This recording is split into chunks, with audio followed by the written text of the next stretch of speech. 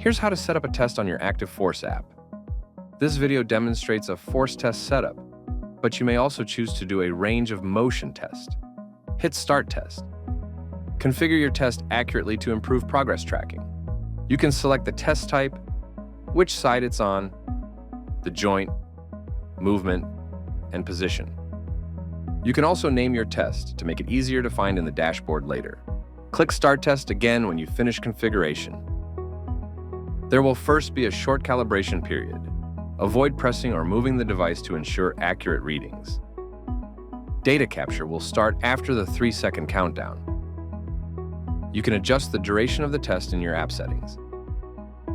Once the test is complete, you'll see all results. For this example, view real-time force data like peak force and time to peak force.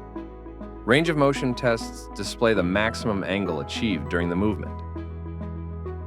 From the test summary screen, you can tap Add Test to configure a new test with a different setup, or tap the 3 dots for additional options. There you can edit configuration, add a repetition, or test the opposite side, which will allow you to compare results on the same graph.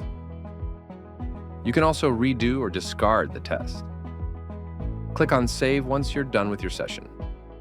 There you can edit the test name, which will appear on the dashboard, and add a test subject identifier to view progress tracking.